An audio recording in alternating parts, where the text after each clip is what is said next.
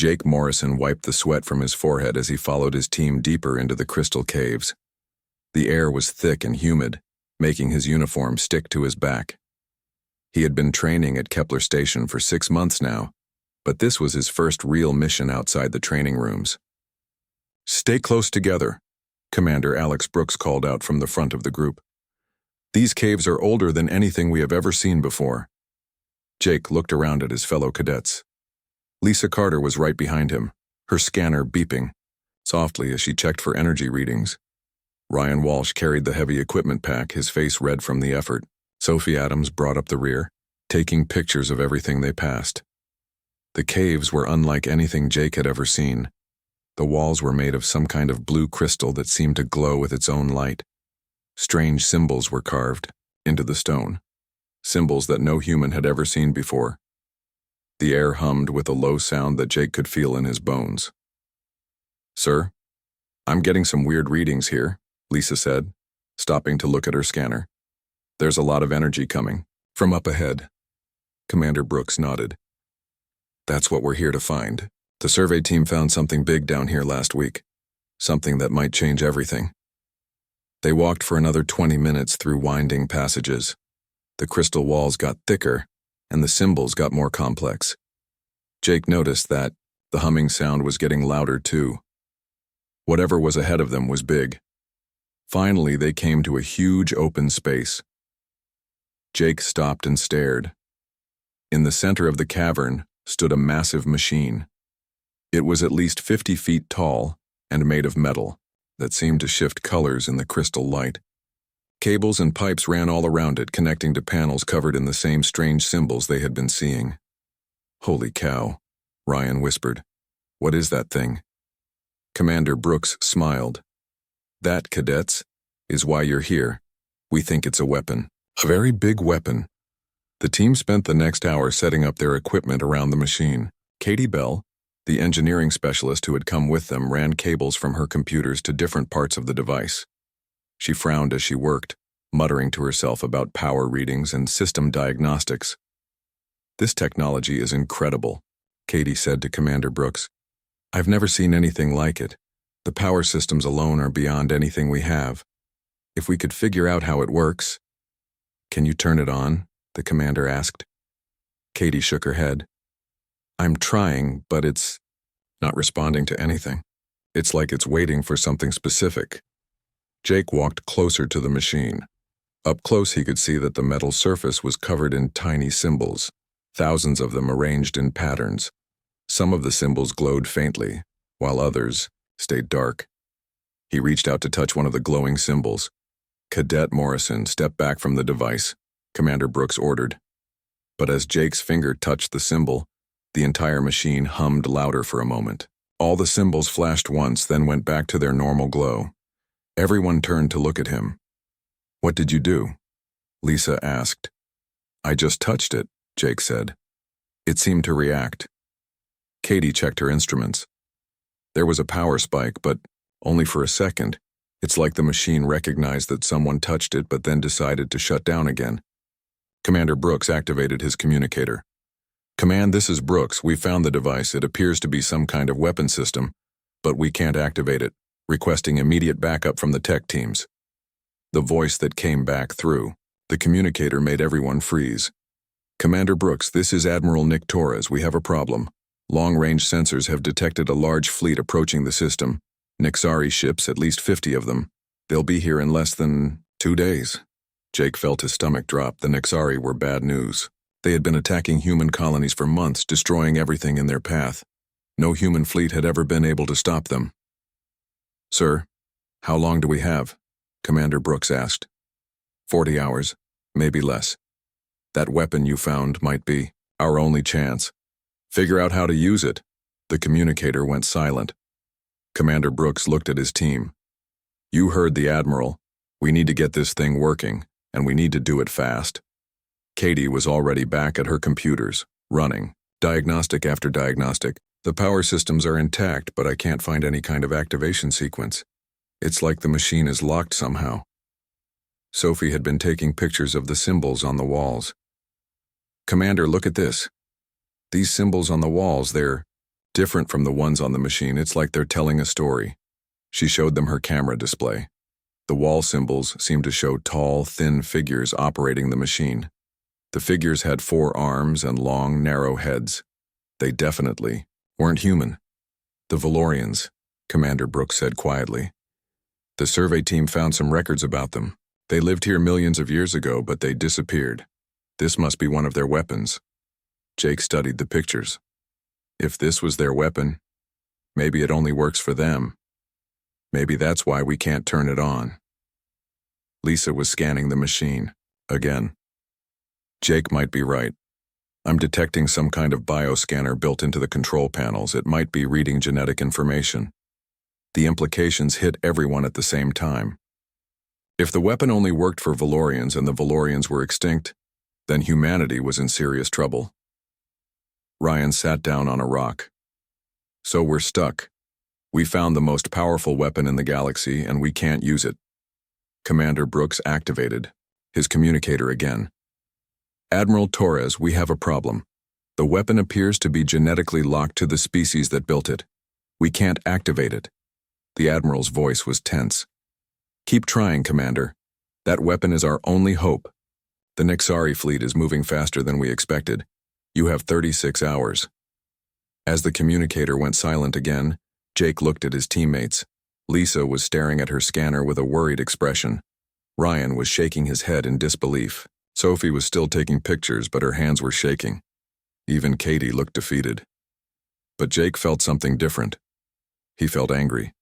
Angry that an ancient race had built a weapon too powerful for anyone else to use. Angry that humanity was going to be destroyed by something they couldn't control. He looked at the massive machine again. Somewhere in his mind, an idea was starting to form. The next morning brought bad news. Jake woke up to alarms blaring throughout Kepler Station. He quickly put on his uniform and ran to the crystal caves where his team was still working on the ancient weapon. Commander Brooks was standing next to Katie Bell, both of them looking at a large screen showing space around their system. Red dots filled the display, each one representing a Nixxari warship. They're moving faster than we thought, the commander said as Jake and the other cadets arrived. Admiral, Torres says we have maybe 20 hours before they get here. Jake looked at the screen. There were so many red dots he couldn't count them all. How many ships are there? 63, Commander Brooks replied. Our entire defense fleet has only 12 ships. We need that weapon working and we need it now. Katie had been working all night, but she looked tired and frustrated. I've tried everything I can think of. The machine recognizes our presence, but it won't activate. Every time I think I'm close to a breakthrough, it shuts down completely. Lisa was running scans on different parts of the weapon. The bioscanners are definitely the problem. They're built into every control panel. The machine keeps checking for Valorian DNA, and when it doesn't find it, it locks us out. Sophie had spent hours studying the wall symbols. I think I understand the story now. The Valorians built this weapon to protect their planet from invaders, but they were very careful about who could use it. Only their own people were allowed to operate their most powerful weapons. Ryan kicked a small rock across the cave floor. Great. So they built the perfect defense system, but they made sure nobody else could ever use it to defend themselves. Jake walked around the massive machine, studying every detail. The metal surface was warm to the touch, and he could feel vibrations running through it. The weapon was definitely powered up and ready to work. It just wouldn't let them use it. What if we could trick it somehow? Jake asked. Maybe we could make it think we're Valorians. Katie shook her head. I thought about that. But the bioscanners are too advanced. They're not just reading simple genetic markers. They're analyzing cellular structure, protein chains, even brainwave patterns. There's no way to fake being a different species. Commander Brooks received another message on his communicator. Command reports that the Nixxari fleet has split into 3 groups. They're going to attack the station, the planet, and our defense fleet all at the same time. We have 18 hours. The pressure was getting to everyone. Lisa was running the same scans over and over, hoping to find something she had missed. Sophie was comparing hundreds of photographs, looking for clues in the ancient symbols. Ryan was helping Katie connect new diagnostic equipment to the weapon. Jake sat down on a rock and tried to think. The weapon was right there in front of them. It had enough power to destroy the entire Nixxari fleet, but it might as well have been on the other side of the galaxy for all the good it was doing them. Katie, show me exactly what happens when you try to activate it, Jake said. Katie walked over to the main control panel. She placed her hand on a glowing symbol, and immediately the entire weapon hummed louder. Lights began flashing in sequence along the metal surface. For a moment, it looked like the machine was coming to life. Then everything stopped. The lights went out, the humming died down, and a series of symbols appeared on the control panel. The symbols glowed red, and Jake didn't need a translation to know they meant access denied. It goes through the whole startup sequence, Katie explained. All the systems check out fine, the power is there, the targeting systems work, even the ammunition loading mechanism is ready. But at the very last second, the bioscanner kicks in and shuts everything down. Jake watched her try again. The same thing happened. The weapon wanted to work, but it was programmed not to trust anyone except its creators. How long does the startup sequence take? Jake asked. About 3 minutes from beginning to end, Katie replied. Jake nodded slowly. An idea was forming in his mind, but it was crazy. Too crazy to work. But maybe crazy enough to try. Commander Brooks called everyone together. I just spoke with Admiral Torres again. The Nixxari have sent a message. They're demanding that we surrender the station and evacuate the planet. If we refuse, they'll destroy everything. What did the Admiral tell them? Lisa asked. He told them humanity doesn't surrender. But between you and me, I don't know how we're going to stop them without this weapon. The team spent the next few hours trying different approaches. They attempted to bypass the bioscanners, but the Valorian technology was too well protected.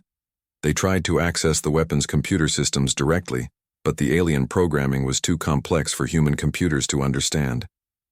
As evening approached, Jake could see the frustration on everyone's faces. Katie had been working for almost 24 hours straight. Lisa's scanners weren't showing anything new. Sophie had translated every symbol she could find, but none of them revealed how to bypass the genetic locks. Ryan was sitting next to the weapon, staring up at its massive bulk. You know what really gets me? This thing could save millions of lives, but some ancient aliens decided that only their people deserve to be protected. Jake looked at his friend. What if that's the wrong way to think about it? What do you mean? What if the Valorians weren't trying to keep other people from using their weapons? What if they were trying to make sure their weapons could only be used for defense? Commander Brooks overheard them talking. Explain that thought, Cadet Morrison. Jake stood up and walked closer to the weapon. The Valorians disappeared millions of years ago, right? But they left their weapon here, still working, still ready to defend this planet.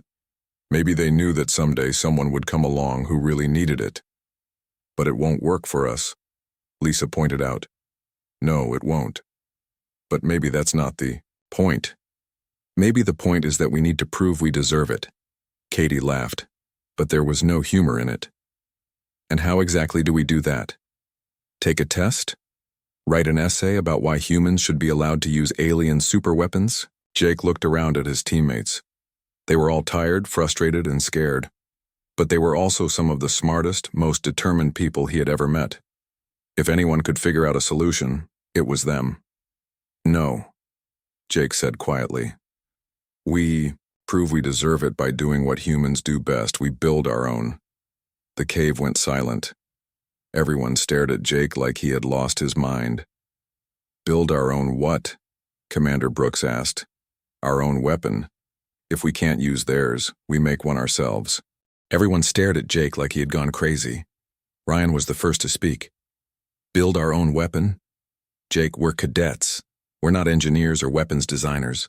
We fix broken equipment and run training simulations. Commander Brooks shook his head. Morrison, I appreciate creative thinking, but we have 15 hours before the Nixxari arrive. Even if we had the plans for a weapon, we couldn't build it in time. But Jake wasn't backing down. He walked over to Katie's computer and started pulling up technical diagrams of the station. Look at this place. Really look at it. We have 3 fusion reactors that power the entire station. We have mining equipment that can move asteroids. We have fabrication units that can make almost anything.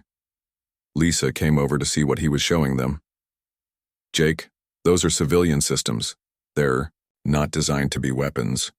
Neither was a rock tied to a stick, Jake replied.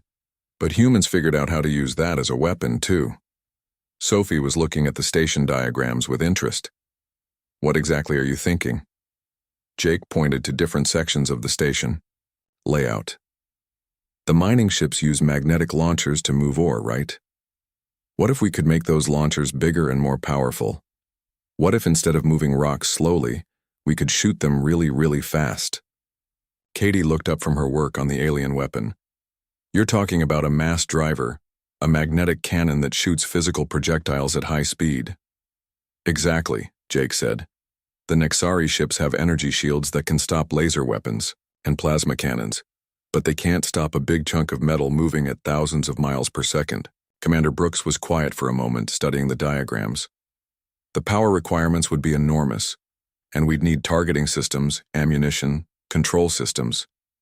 We have all of that, Jake insisted. The fusion reactors can provide the power. The station's sensors can handle targeting, and there are plenty of asteroids around here to use as ammunition. Ryan was starting to get interested. Wait, this might actually work. The mining platform in Sector 7 has electromagnetic launchers that are already pretty powerful. Lisa was running calculations on her tablet. If we could chain all 3 fusion reactors together and overload them safely, we might be able to generate enough power. But the magnetic coils would need to be much bigger than what the mining ships use. Sophie was looking through her photographs of the Valorian symbols. You know, the ancient weapon works on a similar principle. It's not exactly a mass driver, but it does accelerate physical projectiles using magnetic fields. Jake felt excitement building in his chest. So we know the basic idea works. We just need to build our own version using human technology. Commander Brooks activated his communicator. Admiral Torres, this is Brooks. My cadets have proposed an alternative to the alien weapon. We want to build our own defensive system using station resources. The Admiral's voice crackled through the speaker. Commander, we don't have time for experimental projects. Can you get that alien weapon working or not? Negative, sir. The genetic locks can't be bypassed, but this alternative might work. There was a long pause. Explain it to me. Jake stepped forward. Sir, we want to build a magnetic mass driver using the station's fusion reactors and mining equipment. We can launch asteroids at the Nixxari fleet at extremely high velocities. How long would this take to build? Katie was already sketching plans on her tablet. If we work non-stop and use every available person on the station, maybe 12 hours. Assuming nothing goes wrong. Another pause. Commander Brooks, this is highly irregular. You're talking about cannibalizing critical station systems based on an untested theory proposed by cadets. Jake felt his heart sink, but then Commander Brooks spoke up. Sir, with respect, the regular approach isn't working. Sometimes you need irregular solutions. Fine. You have my authorization to proceed, but if this fails, we're all dead anyway.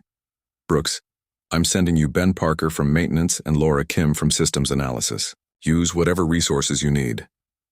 The communicator went silent. Jake looked around at his team.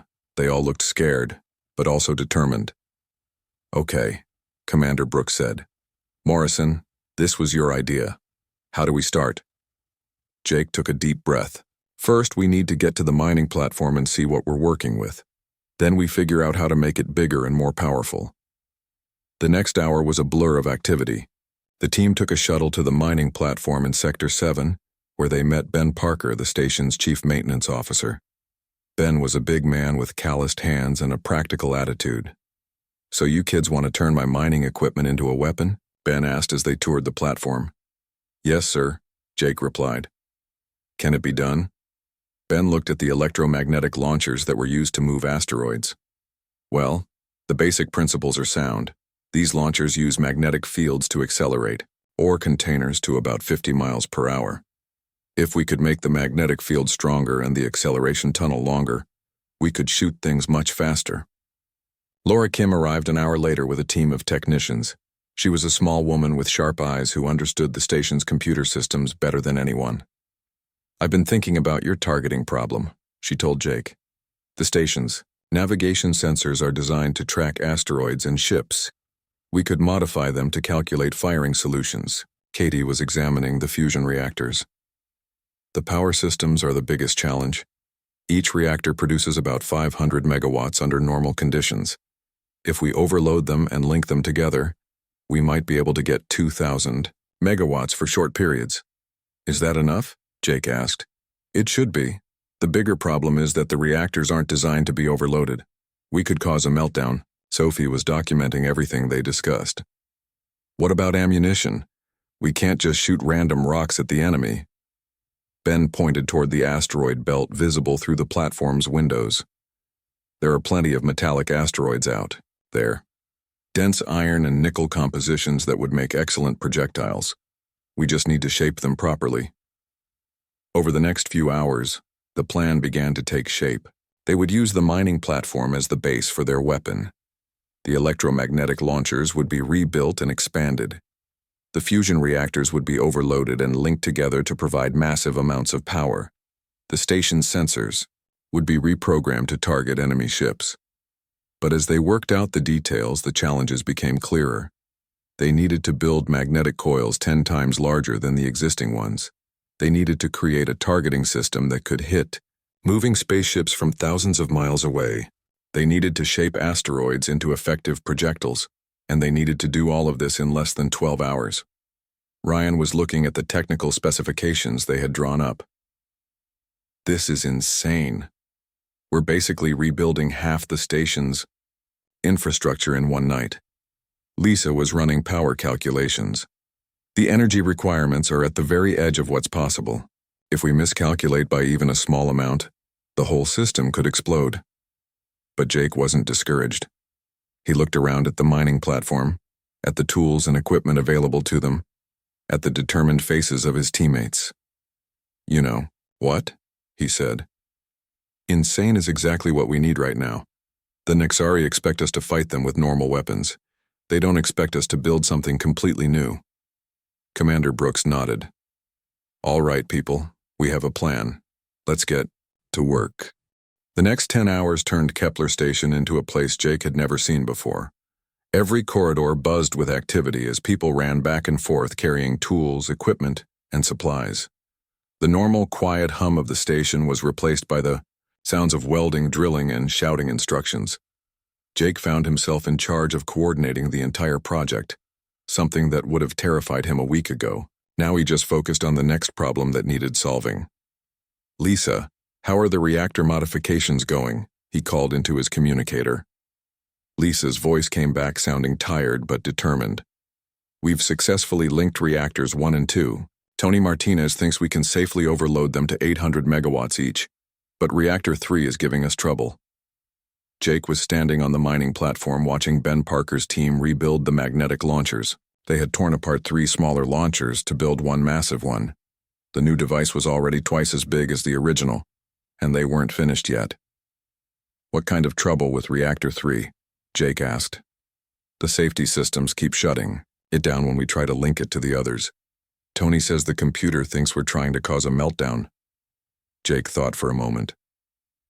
Can we override the safety systems? Probably, but if we're wrong about the power calculations, the reactor really could explode. And if we don't override them, the Nixxari will kill everyone on the station anyway. Do it. Jake switched channels on his communicator. Ryan, what's the status on the targeting system? Ryan's voice was excited. Laura and I figured out how to use the navigation sensors as targeting computers. But we're having a problem with the math. Hitting a moving target from this distance is incredibly complicated. How complicated? We have to calculate where the enemy ship will be several minutes. In the future, account for gravitational effects from the planet and moons and adjust for the projectile's flight time. The computer is doing billions of calculations per shot. Jake looked through the platform windows at the distant stars. Somewhere out there, the Nixxari fleet was getting closer every minute. Can the computer handle it? Laura says yes, but we won't know for sure until we test it. The next update came from Sophie, who was working with a team to prepare ammunition. Jake, we've got good news and bad news about the projectiles. Give me the good news first. We found perfect asteroids. For ammunition. Dense metallic composition just the right size. Chris Lee helped us design explosive tips that will make each shot even more destructive. And the bad news? Shaping the asteroids into proper projectiles is taking longer than expected. Each one has to be perfectly balanced or it will tumble during flight and miss the target. Jake checked the time. They had been working for 6 hours and the Nixxari fleet was now only 6 hours away. They were running out of time. How many projectiles do we have ready? Jake asked. 12 so far. We're working as fast as we can, but each one takes about 20 minutes to shape properly. Jake did the math in his head. At that rate, they would have maybe 30 projectiles ready when the enemy arrived. That wasn't very many shots against a fleet of 60 ships. Commander Brooks appeared beside Jake, looking exhausted. Morrison, I just got an update from Admiral Torres. The Nixxari fleet has accelerated again. They'll be here in 5 hours. Jake felt his stomach tighten, but he tried to stay calm. How are we doing overall? Ben's team says the magnetic launcher will be ready in 3 hours. Lisa and Tony need 2 more hours to get all the reactors online.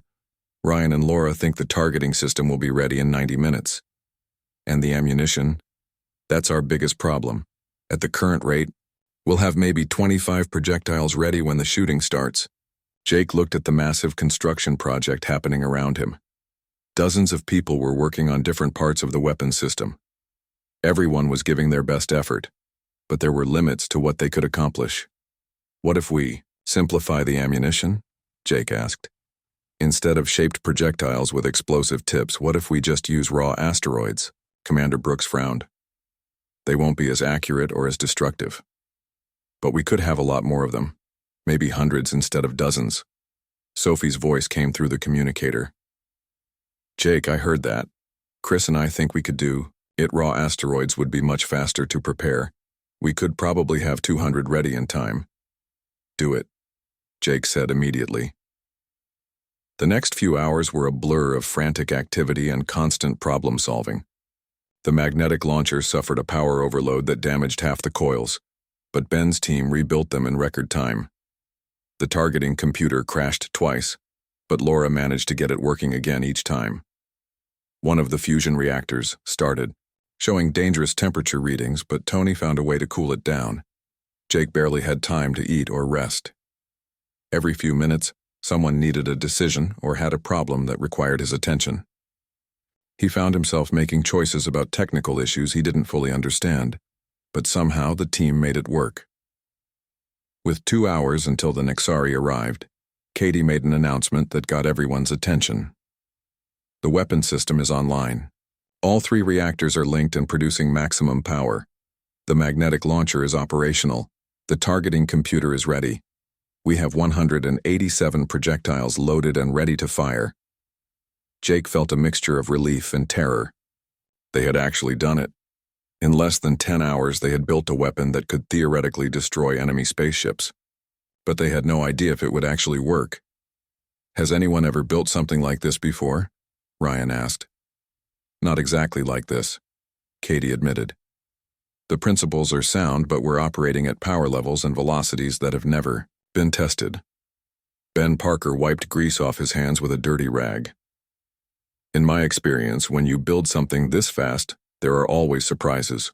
Could work perfectly, could explode in our faces. Jake looked around at his teammates. They all looked exhausted, stressed, and worried, but they also looked proud. They had accomplished something amazing. One way or another, we're about to find out, Jake said. Let's get to the control room and wait for our guests to arrive. As the team moved toward the weapon control center they had set up, Jake took one last look at their creation. The massive magnetic launcher dominated the mining platform. Thick power cables ran everywhere, connecting the weapon to the overloaded fusion reactors. Banks of computers hummed as they calculated targeting solutions. It looked like something built by crazy people in a desperate hurry, which Jake realized was exactly what it was. But it was theirs, built by human hands using human ingenuity. And in less than 2 hours, they would find out if human desperation was enough to stop an alien fleet. Jake sat in the control room they had set up on the mining platform, watching the main display screen. Red dots representing the Nixxari fleet were moving closer to Kepler Station. His hands were sweating as he gripped the firing controls they had rigged together from spare parts. "Enemy fleet is now in sensor range," Laura Kim announced from her position at the targeting station. 61 ships total. They're maintaining attack formation. Commander Brooks was coordinating with Admiral Torres and the small human defense fleet. "Our ships are taking positions behind the station. Admiral Torres says they'll provide support, but the main attack has to come from our weapon." Lisa was monitoring the power systems. "All 3 fusion reactors are running at maximum overload. We have enough power for about 50 shots before we risk a complete meltdown." Jake felt the weight of responsibility on his shoulders. 50 shots. Against 61 enemy ships, they would have to make every shot count. "Ryan, how's the targeting computer?" Jake asked. "Working perfectly so far. But remember, we've never actually tested it against moving targets. This is going to be our first real trial." Sophie was tracking their ammunition supply. "We have 187 projectiles loaded into the launcher system. Each shot takes about 90 seconds to reload and recharge." Jake looked around at his team. Everyone was nervous, but they were ready. Katie was monitoring the magnetic launcher systems. Ben Parker was standing by with tools in case anything broke. Tony Martinez was watching the reactor temperatures like a hawk. "Incoming transmission from the Nixxari fleet," Commander Brooks announced. The main screen switched to show an alien face. The Nixxari commander had gray skin, black eyes, and a mouth full of sharp teeth. When it spoke, the computer translated its words into English. "Humans of Kepler Station, you will surrender immediately and evacuate this system. You have 10 minutes to comply. If you refuse, we will destroy everything here." Admiral Torres's voice came through the communicator. "This is Admiral Torres of B, the Human Defense Force. We do not surrender to anyone. If you want this system, you'll have to take it." The alien's face twisted into what might have been a smile. "Very well. Your deaths will serve as an example to other humans." The transmission ended. Jake watched as the red dots on the display began moving faster toward the station. "They're accelerating to attack speed," Laura reported. "Estimated time to weapons range is 8 minutes. Jake took a deep breath. "Okay, everyone, this is it. We built something amazing in 10 hours. Now let's see if it works." The first Nixxari ship to come within range was a scout vessel, smaller and faster than the main warships. Jake decided to use it as a test target. "Laura, can you get a targeting solution on the lead scout?" Jake asked. "Working on it. The computer is calculating trajectory, flight time, and target prediction." "Got it. Firing solution locked." Jake looked at the firing controls. They had built them from spare parts, but they worked just like any other weapon system. He just had to press a button and hope their improvised mass driver would work. "Everyone ready?" Jake asked. His teammates nodded. Jake pressed the firing button. The entire station shook as massive amounts of power flowed through the magnetic launcher. The lights dimmed for a moment as the fusion reactors strained to provide energy. Through the platform windows, Jake could see a brief flash of light as their projectile was accelerated to incredible speed. "Projectile away," Katie announced. "Velocity is 12% of light speed. Flight time to target is 43 seconds. Jake watched the display screen as a small blue dot representing their shot moved toward the red dot of the enemy scout ship. The seconds seemed to take forever. Then the red dot vanished. "Direct hit!" Laura shouted. "The scout ship has been completely destroyed." Cheers erupted throughout the control room. Their weapon worked, but Jake knew they couldn't celebrate yet. "One ship down, 60 to go. Reload and prepare for continuous firing," Jake ordered. "Target the next closest ship." For the next hour, Jake and his team fought the most intense battle of their lives. Their improvised weapon proved to be devastatingly effective. Each shot that hit an enemy ship completely destroyed it. The Nixxari shields, designed to stop energy weapons, were useless against chunks of metal moving at thousands of miles per second. But the enemy wasn't standing still. The Nixxari commanders quickly figured out what was happening and began evasive maneuvers. Some shots missed their targets as enemy ships changed course at the last moment.